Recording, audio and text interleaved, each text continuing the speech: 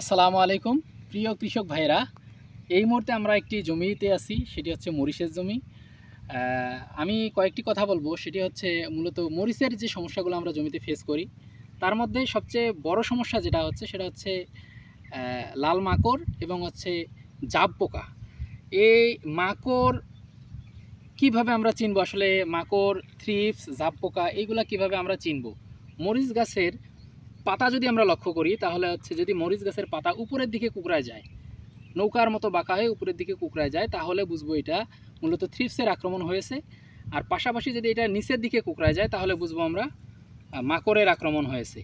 এই থ্রিপস এবং মাকড়ের দমনের জন্য আমরা মোটামুটি ইমিডাক্লোরপিড গ্রুপের যে কীটনাশকগুলো আছে এগুলো স্প্রে করব অনুমোদিত মাত্রায়।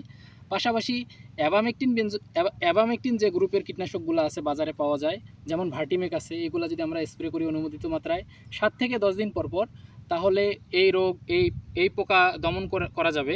পাশাপাশি এই পোকার আক্রমণে ভাইরাস লেগে যায় গাছে, ভাইরাস সহনশীল হবে। আর মরিচের আরেকটি রোগ আছে যেটা হচ্ছে অ্যানথ্রাকনোজ, বিশেষ করে ফল পচা লাগে, ডাল পচা লাগে। এই অ্যানথ্রাকনোজ রোগটি দমন করার জন্যে যে গ্রুপের ছত্রাকনাশক আমাদের ব্যবহার করতে হবে সেটি হচ্ছে প্রপিকোনাজল গ্রুপের যে ছত্রাকনাশকগুলো পাওয়া যায়, এগুলো যদি আমরা অনুমোদিত মাত্রায় স্প্রে করি তাহলে এই রোগ দমন করা যায়। আর পাশাপাশি এই রোগগুলো যদি আমরা দমন করতে না পারি তাহলে ফুল ফল ঝরে পড়বে, মাকড়ের যদি আক্রমণ হয় তাহলে ফুল ফল ঝরে পড়বে। তাই আমাদের এই রোগ এবং পোকাগুলোকে দমন করতে হবে। ধন্যবাদ সকলকে। আসসালামু আলাইকুম রহমতুল্লাহ।